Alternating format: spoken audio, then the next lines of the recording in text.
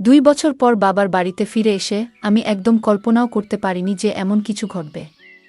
মায়ের অনুপস্থিতিতে আমরা 2 বোনই ছিলাম বাড়িতে। বাবা প্রতিদিন রাতে মদ্যপ অবস্থায় ফিরে আসতেন এবং ছোট বোনকে তার ঘরে নিয়ে যেতেন। এতদিন পর যখন আমি বাড়ি এলাম তখন বাবার আচরণে কিছুটা পরিবর্তন দেখলাম। তিনি মদ খেয়ে আমাকে তার ঘরে নিয়ে যাওয়ার চেষ্টা করছিলেন, আর আমি কিছুই বুঝতে পারছিলাম না আসলে কি হচ্ছে। তিনি কোনো কথা না বলেই আমাকে তার ঘরে নিয়ে। বন্ধুরা, আজকের গল্পটা অনেক বেশি স্পেশাল, তাই সবাই রেডি থাকো। দয়া করে গল্পগুলো ভালো লাগলে ভিডিওটি লাইক, শেয়ার এবং চ্যানেলটি সাবস্ক্রাইব করো প্লিজ। আমি প্রিয়া, 2 বছরের দাম্পত্য জীবনের পর বাবার বাড়িতে এসেছি। আসার পেছনে বিশেষ কোনো কারণ ছিল না। দীর্ঘদিন পর স্বামীও বলল যে বাবার বাড়ির খবর নেওয়া উচিত। তবে এতদিন না আসার মূল কারণ ছিল বাবার মদ্যপানের অভ্যাস। কিছুদিন আগে বাবার ফোন পেয়ে এই সিদ্ধান্ত নিলাম। বাবা বললেন তিনি মদ ছেড়ে দিয়েছেন। তার মলিন মুখ দেখে এবং ছোট বোন তানিয়ার সাথে দেখা করার ইচ্ছা হলো। তানিয়া আগে হোস্টেলে ছিল, এখন একাদশ শ্রেণীতে পড়ে এবং মাত্র 2-3 মাস হলো বাড়ি ফিরেছে। বাড়িতে এসে বাবা আমাকে জড়িয়ে ধরলেন, যেন একটু বেশি স্নেহ দেখাচ্ছিলেন। তানিয়া দেখা করতে এলো, তবে তার মুখে কিছুটা অস্বস্তি ছিল। তানিয়া বাবাকে পানি দিতেও ভয় পাচ্ছিল, যা দেখে আমি বিস্মিত হলাম। জানি না সে কবে থেকে এতটা ভয় পেতে শুরু করেছে, বিশেষ করে বাবা তো এখন মদও ছেড়ে দিয়েছেন। সেদিন দাদু, বাবার বন্ধুর বাবা, আমাদের বাড়িতে এসেছিলেন। তাদের পরিবার আমাদের খুব ঘনিষ্ঠ। বাবার বন্ধু মারা যাওয়ার পর দাদু নিয়মিত আসতেন। বাবাকে মদ ছাড়তেও তিনি উৎসাহ দিয়েছিলেন। সেদিন বাবা দাদুর সাথে বাইরে গিয়েছিলেন। যখন বাবা ফিরে এলেন তখন তার মদ্যপ অবস্থায় দেখে আমি বিস্মিত হলাম। দাদু বললেন, মেয়ে, তোমার বাবার খেয়াল রেখো। তাকে কতবার বলেছি মদ ছেড়ে দিতে, কিন্তু আজ সে মদ্যপানের কারণ হিসেবে বলল যে তার মেয়ে 2 বছর পর বাড়ি এসেছে। আসলেই তোমার বাবা খুব জটিল মানুষ। আমি যখন বাবাকে তার ঘরে পৌঁছে দিতে যাচ্ছিলাম তখন তিনি আমাকে এমনভাবে ধরে রাখলেন যেন আমি তার স্ত্রী। পরের দিন সকালে শ্বশুরবাড়ি ফেরার জন্য প্রস্তুত হলে বাবা আমাকে থামিয়ে বললেন, কোথায় যাচ্ছ? এসেছ তো মাত্র 1 দিন হয়েছে। আমি জবাব দিলাম, আপনি যদি মদ না ছাড়েন তাহলে আমি আর এখানে থাকব না। তানিয়াকেও নিয়ে যাচ্ছি। আমার কথায় বাবা বিচলিত হয়ে পড়লেন। তানিয়া বাবার সৎ মেয়ে হলেও তিনি তাকে নিজের মেয়ের মতোই দেখেছেন। মায়ের মৃত্যুর পর বাবার দ্বিতীয় বিয়েতে তানিয়া আমাদের জীবনে আসে। আমি তানিয়াকে সবসময় নিজের ছোট বোনের মতোই ভালোবেসেছি। বাবার প্রতিশ্রুতি অনুযায়ী আমি আরও কিছুদিন থাকার সিদ্ধান্ত নিলাম। 1-2 দিন পর আমি তানিয়াকে নিয়ে বাজারে গেলাম। তার জন্য অনেক সুন্দর পোশাক এবং মেকআপের সামগ্রী কিনলাম। বাড়ি ফিরে আমি তানিয়াকে বললাম নতুন পোশাকগুলো পরে দেখতে। একটি পোশাক তাকে বিশেষ সুন্দর লাগছিল। আমি তাকে সাজতে বললাম, আর নতুন পোশাকে সে অপূর্ব লাগছিল। তার এই রূপের কিছু ছবি মোবাইলে তুলছিলাম। ঠিক তখনই বাবা বাড়ি ফিরে এলেন। বাবা তানিয়াকে দেখে মুগ্ধ হয়ে গেলেন। তিনি কাছে এসে তার কাঁধে হাত রেখে বললেন, আমার তানিয়া এখন অনেক বড় হয়ে গেছে, কত সুন্দর দেখাচ্ছে। তবে বাবার কথায় তানিয়া কোনো প্রতিক্রিয়া দিল না। মনে হচ্ছিল বাবার হাত তার কাঁধে রাখাটা সে একদমই সহ্য করতে পারছে না, আর সঙ্গে সঙ্গে সেখান থেকে সরে গেল। সেই রাতে আমি আর তানিয়া এক ঘরে শুয়েছিলাম। হঠাৎ ঘুমের মধ্যে দেখি তানিয়া কাঁদছে। প্রথমে ভাবলাম হয়তো কোনো দুঃস্বপ্ন দেখেছে, তাই ঘটনাটা এড়িয়ে গেলাম। কিন্তু কিছুদিন পর আবার দেখলাম একই ঘটনা, তানিয়া রাতে কাঁদছে। প্রতিদিন কি আর কেউ এত দুঃস্বপ্ন দেখে? তখন থেকেই আমার মনে সন্দেহ জাগতে লাগলো। সেই রাতেই তাকে জাগিয়ে জিজ্ঞেস করলাম, তানিয়া, কি হয়েছে? তুমি কেন কাঁদছো? সে বলল, কিছু না, হয়তো কোনো খারাপ স্বপ্ন দেখেছি। তার কথা শুনে আমারও ঘুম চলে গেল। কিছুক্ষণ আমি নৈশ বাতির আলোতে বসেছিলাম। হঠাৎ আমার দৃষ্টি পড়ল তানিয়ার দিকে। সে ঘুমের মধ্যে পাশ ফিরে শুয়েছিল। আমি খেয়াল করলাম তার শরীরের কিছু অস্বাভাবিক পরিবর্তন। আমার মনে হলো বিয়ের 2 বছর পেরিয়ে গেলেও আমার শারীরিক অবস্থায় তেমন কোনো পরিবর্তন আসেনি। কিন্তু তানিয়ার ক্ষেত্রে ব্যাপারটা সম্পূর্ণ আলাদা ছিল। তার শারীরিক পরিবর্তনগুলো স্পষ্ট ছিল। বাড়িতে ফিরে আমি লক্ষ্য করলাম তানিয়া সবসময় ঢিলেঢালা পোশাক পরছে এবং নিজেকে আড়াল করে চলেছে। তখন বুঝতে পারলাম এর পেছনে নিশ্চয়ই কোনো কারণ আছে। মাত্র 17 বছরের একটি মেয়ের শরীরে এত পরিবর্তন কিভাবে হলো তা ভেবে আমি অবাক হলাম। কৌতূহলী হয়ে আমি তার কলেজের কয়েকজন বন্ধুর সাথে কথা বলি এবং জানতে চেষ্টা করলাম তানিয়ার কি কোনো বিশেষ বন্ধু আছে। সবাই এক কথায় জানালো যে মোটেও সে ধরনের মেয়ে নয়। সে কখনোই দায়িত্বহীন ছিল না। তবে সমস্যা কোথায় তা আমাকে বুঝতে হবে। সেই রাতে যখন আমি ঘুমাচ্ছিলাম, হঠাৎ দেখি বাবা ঘরে এসে তানিয়াকে নিয়ে বাইরে চলে গেলেন। আমি সবকিছু চোখের আড়াল থেকে দেখছিলাম, কিন্তু কিছু বলতে পারলাম না। অনেকটা সময় পার হয়ে গেল, তানিয়া তখনও ঘরে ফিরছিল না। অবশেষে যখন সে ফিরে এলো, আমি খেয়াল করলাম তার হাঁটা স্বাভাবিক নয়। সে বেশ অস্বস্তি নিয়ে চলাফেরা করছে। পরের দিন দুপুরে যখন তানিয়া বাইরে থেকে বাড়ি ফিরল, তখন আমি সরাসরি তাকে জিজ্ঞাসা করলাম, রাতে তুমি বাবার সাথে কোথায় গিয়েছিলে? সে বলল, বাবা ক্ষুধার্ত ছিলেন, তাই তাকে খাওয়াতে গিয়েছিলাম। তানিয়ার এই ব্যাখ্যা আমার ঠিক মনে হলো না। তখন আমি সরাসরি তাকে জিজ্ঞেস করলাম, তানিয়া, তুমি বাবাকে কেমন মনে করো? তিনি কি তোমাকে কোনোভাবে বিরক্ত করেন বা তোমার বয়সের তুলনায় বাসার ভারী কোনো কাজ করতে বলেন? তানিয়া দ্রুত বলল, না না, বাবা তো আমার খুব যত্ন নেন। তারপর সে নিজের ঘরে চলে গেল।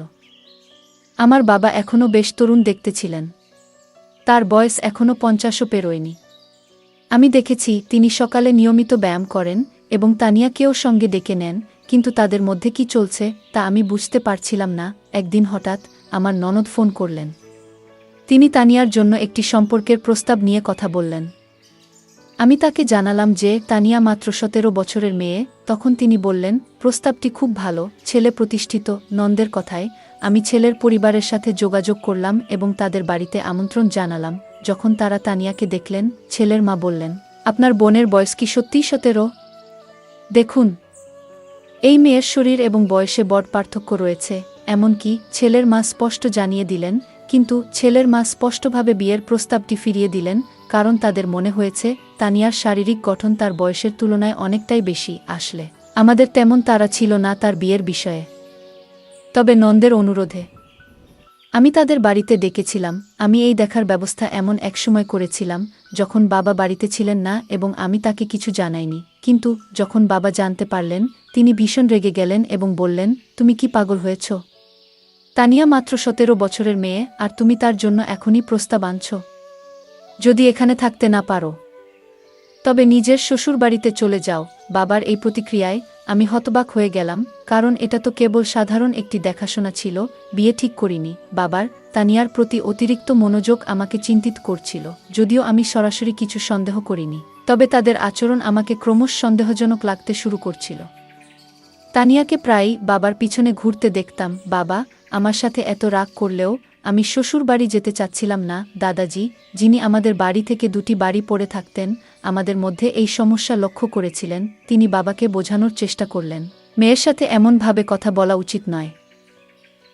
কিন্তু বাবা কারো কথা শোনার মতো অবস্থায় ছিলেন না এবং রেগে নিজের ঘরে চলে গেলেন। তার পেছনেই তানিয়া এক গ্লাস পানি নিয়ে ঘরে ঢুকে গেল, যেন বাবার প্রতি তার অতিরিক্ত খেয়াল ছিল। দাদাজি আমাকে বললেন, প্রিয়া, যদি তোর বাবার এই আচরণ পছন্দ না হয়, তুই নিশ্চিন্তে শ্বশুর বাড়ি চলে যা। আমি এখানে দুজনেরই খেয়াল রাখব, কোনো চিন্তা করিস না। দাদাজি খুব দায়িত্বশীল মানুষ ছিলেন এবং সবসময় আমাদের বাড়ির খেয়াল রাখতেন। 2 দিন পর আমি শ্বশুর বাড়ি চলে গেলাম। সেখানে পৌঁছে দেখি আমার ননদ আগে থেকেই এসেছে। সে বলল, প্রিয়া, আমি তোকে শুধু একটা পরামর্শই দিয়েছিলাম। ওই পরিবার থেকে আমার কাছে ফোন এসেছিল। তারা বলেছে তোমার বোন সম্পর্কে আমাকে কিছু ভিন্ন কথা বলা হয়েছে। তিনি বললেন, মেয়েটি বিয়ের আগেই শরীরের অদ্ভুত পরিবর্তন করেছে। আমার শ্বশুর বাড়িতেও তানিয়ার শারীরিক পরিবর্তন নিয়ে কথা হচ্ছিল। এরপর ননদ আমাকে বললেন, প্রিয়া, রাগ করো না, তবে এখনও তোমার হাতে সময় আছে। তুমি এখনই ভালো কোনো পরিবারের সাথে তানিয়ার বিয়ের ব্যবস্থা করো, কারণ তার বয়স বাড়লে শরীরের পরিবর্তন আরও বেশি হবে। তখন তার জন্য উপযুক্ত পাত্র খুঁজে পাওয়া কঠিন হয়ে যাবে। নন্দের কথা সত্যিই ছিল। আমি তার কাছ থেকে আরও 4-5টি প্রস্তাবের যোগাযোগ নম্বর নিলাম এবং সরাসরি আমার বাবার বাড়িতে চলে গেলাম। সেখানে গিয়ে বাবাকে স্পষ্ট বললাম, আমি তানিয়ার জন্য সম্পর্ক দেখতে শুরু করেছি। বাবা এতে রেগে গেলেন, কিন্তু আমি তার রাগের পরোয়া করলাম না, কারণ আমি আমার বোনের ভবিষ্যৎ নিয়ে চিন্তিত ছিলাম। বাবা তর্ক করে বললেন, তানিয়ার বিয়ে হয়ে গেলেও আমি কিভাবে এই বাড়িতে একা থাকব? তোমার মা চলে যাওয়ার পর তানিয়া আমার জন্য মায়ের মতো হয়ে উঠেছে। বাবার কথা শুনে আমি কিছুটা বিরক্ত হয়ে বললাম, আপনার স্ত্রীর মতো বলতে চান? মানে সে খুব যত্নশীল। তিনি সঙ্গে সঙ্গে কথা ঠিক করে বললেন, মানে সে আমার খুব খেয়াল রাখে। তার বিয়ের পর আমার দেখাশোনা কে করবে? আমি বাবাকে বললাম, আপনার পেনশন তো আসে, আপনি একজন সেবিকা রাখতে পারেন যিনি 2-4 ঘন্টা আপনার যত্ন নেবেন। আসলে বাবাকে বোঝানোর প্রয়োজন ছিল না, কারণ তানিয়া সবসময় আমার কথা শুনত। আমার দেখা 4-5টি সম্পর্কের মধ্যে একটি পরিবার তানিয়াকে পছন্দ করেছিল। সেই পরিবার আমাদের শহরেই ছিল এবং ছেলেটি একটি বড় কোম্পানিতে চাকরি করত। তানিয়ার 18 বছর হতে এখনও 8 মাস বাকি ছিল, তবে আমি কাউকে কিছু না জানিয়ে সেই সম্পর্কটি ঠিক করে দিলাম এবং দ্রুত তার বিয়ে দিয়ে দিলাম। তানিয়ার বিয়ে হয়ে যাওয়ায় আমি আবার নিজের মনে শান্তি পেলাম। হ্যাঁ, কিন্তু আমি যেমনটা ভেবেছিলাম তেমন কিছুই হয়নি। বিয়ের প্রথম রাতের পরেই দ্বিতীয় দিনেই তানিয়া বাড়ি ফিরে এসেছিল। তার স্বামী রাগ করে তাকে বাড়িতে রেখে চলে গিয়েছিল, আর তানিয়াও কাঁদছিল। আমি তাকে জিজ্ঞাসা করলাম, তানিয়া, মাত্র একদিনেই এমন কি ঘটল শ্বশুরবাড়িতে যে তোমার স্বামী এত রেগে গিয়ে তোমাকে এখানে রেখে দিল? তখন সে বলল, আমি ওর সাথে থাকতে পারবো না। তানিয়া সঠিকভাবে কিছু বলতে চাইছিল না, তাই আমি তার স্বামীকে ফোন করলাম এবং জিজ্ঞেস করলাম কেন সে তানিয়াকে তার বাপের বাড়িতে রেখে দিল। তখন তার স্বামী বলল, তোমার তানিয়া প্রথম রাতেই কিছু অশোভন কথা বলেছে। যখন আমি তার কাছে গিয়েছিলাম সে বলল, আমি তোমার সাথে মানিয়ে নিতে পারবো না, আমি শুধুমাত্র আমার বাবার সাথে অভ্যস্ত। মাত্র 7 বছরের একটি মেয়ে এমন কিছু বলবে, তা শুনে আমার কাছে অদ্ভুত লেগেছে। এছাড়াও আমরা জেনেছি যে তানিয়া গত কয়েক মাস ধরে তার বাবার সাথে একা বাস করছে। কিন্তু ব্যাপারটা এখানেই শেষ নয়। সে তার আসল বাবা নন। তুমি যেটা ভালো মনে করো সেটা করো, কিন্তু আমি তাকে আমার বাড়িতে ফিরিয়ে নিতে পারবো না। তানিয়া কেন এমন পাগলামি করল কিছুই বুঝতে পারছিলাম না। নিজের মেয়েকে বিয়ের দ্বিতীয় দিনেই বাড়িতে ফিরে আসতে দেখে আশ্চর্যজনকভাবে তার বাবা একটুও চিন্তিত ছিলেন না, বরং তিনি অনেক খুশি ছিলেন। গত কয়েকদিন ধরে তিনি রাতে তানিয়াকে তার ঘরে ডাকতেন এবং বসাতেন। কিছুদিন পর আমার সামনেই তিনি তানিয়ার জন্য কিছু পোশাক কিনেছিলেন, যা তার দেহের মাপে যথেষ্ট ছোট ছিল। তখন তানিয়া সেই পোশাকগুলো পরেনি, কিন্তু রবিবার আমি যখন আমার বান্ধবীর বাড়ি গিয়েছিলাম সেখান থেকে ফিরে এসে আমি দেখলাম যে তানিয়া সেই ছোট পোশাক পরে বাড়ির মধ্যে ঘুরে বেড়াচ্ছে। আমার চোখ অবাক হয়ে গিয়েছিল, কারণ সে তার বাবার সামনে ছোট পোশাক পরে হাঁটছিল। বাবা যেভাবে তাকে দেখছিলেন সেটা দেখে আমি সাথে সাথেই তানিয়ার হাত ধরে তাকে আমার ঘরে নিয়ে গেলাম এবং বললাম, তানিয়া, এখন তুমি আর ছোট নেই, একবার নিজেকে আয়নায় দেখো। বাবা সামনে এমন ছোট পোশাক পরে ঘুরে বেড়ানো ঠিক নয়। তানিয়া আমার কথাগুলো শান্তভাবে শুনল, কিন্তু কোনো উত্তর দিল না। সেদিন রাতে আমি ঘুমাচ্ছিলাম, তখন হঠাৎ আমার মনে হলো যেন কেউ আমাকে ধাক্কা দিয়েছে। ঘুম ভেঙে দেখি পাশে তানিয়া নেই। আমি তাকিয়ে দেখলাম সে ঘর থেকে বাইরে যাচ্ছিল। আমি তার পেছনে পেছনে গেলাম এবং দেখলাম সে বাবার ঘরের সামনে দাঁড়িয়ে আছে। আমি পেছন থেকে ডাকলাম, তানিয়া, এত রাতে কোথায় যাচ্ছ? কিন্তু সে আমার কথার কোনো উত্তর দিল না, এমনকি আমার দিকে তাকালো না। আমি তার সামনে এসে দাঁড়ালাম এবং তখন বুঝলাম তানিয়া আসলে ঘুমের মধ্যে হাঁটছিল। পরের দিন সকালে আমি তাকে জিজ্ঞেস করলাম, তানিয়া, তোমার কি ঘুমের মধ্যে হাঁটার সমস্যা আছে? সে বলল, আমারও ঠিক জানা নেই, আমি রাতে ঘুমের মধ্যে হাঁটি, কিন্তু কিছুই মনে থাকে না। আমরা যখন কথা বলছিলাম তখন আমার স্বামীর ফোন এলো। তিনি কয়েকদিনের মধ্যে আমাকে নিয়ে যেতে আসবেন বলে জানালেন। তানিয়া এই কথোপকথন শুনে আমাকে যেতে দিতে একদম রাজি ছিল না। ঠিক সেই মুহূর্তে দাদু সেখানে এসে হাজির হলেন। 7 বছর বয়স হলেও দাদু এখনও বেশ শক্তিশালী ছিলেন। আমাদের কথাবার্তা অনেকেই শুনছিল। দাদু তানিয়াকে বললেন, তুমি শ্বশুরবাড়িতে থাকতে চাও না, কিন্তু তোমার বড় বোন তোমার মতো নয়, তার অনেক দায়িত্ব আছে। বাপের বাড়ি মেয়েদের জন্য অল্প সময়ের জায়গা, তাকে তার দায়িত্ব পালন করতে হবে, তাকে বাধা দিও না। দাদু তানিয়ার কাঁধে হাত রেখে কথা বলছিলেন, কিন্তু হঠাৎ তানিয়া দাদুর হাত ঝেড়ে ফেল এবং বলল, আমাকে অযথা উপদেশ দেবেন না, সে আমার বোন, তার সাথে কি কথা বলতে হবে সেটা আমি নিজেই দেখে নেব। আপনি নিজের বিশ্বাসটা দেখুন। তানিয়ার এমন অদ্ভুত আচরণ আমারও ভালো লাগেনি। কয়েকদিন পর আমার স্বামী আমাকে নিতে আমার বাপের বাড়িতে এলো। তানিয়া তার জামাইয়ের কাছে কিছুদিনের জন্য বাড়িতে থাকার জেদ ধরল। আমার স্বামী ও তানিয়ার জেদ দেখে রাজি হয়ে গেলেন। আমার স্বামী আমাকে বলল, প্রিয়া, তুমি গত কয়েকদিন ধরে বাপের বাড়িতে আছো। এই সময়ে তোমার বোনের সাথে অনেক কিছু ঘটেছে। তুমি একবারও তার সাথে এ বিষয়ে কথা বলেছ? আমি বললাম, এ নিয়ে কথা বলার কি আছে? যা হচ্ছে সবই সে নিজের ইচ্ছেতে করছে। আমার কথা শুনে স্বামী শুধু মাথা নাড়ল, কিছু বলল না। সেদিন রাতে আমরা একসাথে ঘুমাতে গেলাম, আর তানিয়া তার বাবার ঘরে ঘুমাচ্ছিল। পরের দিন আমরা সবাই ছোট্ট একটি ট্রিপে যাওয়ার পরিকল্পনা করেছিলাম। সকালে উঠে দেখলাম তানিয়া বাবার ঘর থেকে বের হয়নি। আমি বাবাকে জিজ্ঞেস করলাম, তানিয়া কোথায়? বাবা বলল, বাড়ির মধ্যে কোথাও আছে। তাকে খুঁজতে খুঁজতে আমি ছাদে গেলাম। সেখানে দেখলাম তানিয়া এক কোণে বসে কাঁদছে এবং বারবার তার পেট চেপে ধরছে। আমি বললাম, তানিয়া, তোমার কি পেট ব্যথা করছে? তুমি এখানে একা বসে আছো কেন? সে কোনো উত্তর দিতে চাচ্ছিল না। আমি আবার বললাম, তানিয়া, তুমি তো তোমার জামাইকে এখানে থাকার জন্য জেদ করেছিলে। তোমার জামাই পুরো ট্রিপের আয়োজন করেছে, আমরা বাইরে ঘুরতে যাচ্ছি, আর তুমি এখানে কাঁদছো। ঠিক করে বলো, কি হয়েছে তোমার? আমি যখন কথা বলছিলাম, হঠাৎ তানিয়া আমাকে জড়িয়ে ধরে আরও জোরে কাঁদতে শুরু করল। সে বলল, দিদি, আমি কোথাও যেতে চাই না। তুমি বাবাকে নিয়ে যাও। আজ আমি আমার স্বামীকে ভীষণ মিস করছি। তানিয়া হঠাৎ করে তার স্বামীকে কেন এত মনে পড়ছে সেটা আমি বুঝতে পারছিলাম না। আমি তানিয়ার কথা কিছুতেই বুঝতে পারছিলাম না। তাই তাকে ঘরে নিয়ে এলাম। ঘরে এসে সে নিজের ঘরে ঢুকে চুপচাপ হয়ে গেল। তখন আমি বাবাকে বললাম, তানিয়ার শরীর হয়তো ভালো নেই, কাল তাকে নিয়ে বাইরে ঘুরতে যাব। বাবা সেদিন ছুটিতে ছিলেন, কিন্তু হঠাৎ মনে পড়ল জরুরি কিছু কাজ বাকি আছে। তিনি বললেন, তোমরা ঘুরতে যাও, আমি কাজে যাচ্ছি। বাবার আচরণ আমার কাছে অদ্ভুত লাগল। তিনি বাড়িতে থাকার কথা বলেছিলেন, অথচ এখন কাজের অজুহাত দিচ্ছেন। তানিয়া বলল, আমি যতই অসুস্থ থাকি, তোমাদের সাথে বাইরে যাব। আমি জানতাম তার শরীর ভালো নেই, তাই বললাম, আজ তুমি বিশ্রাম করো, কাল আমরা বাইরে যাব।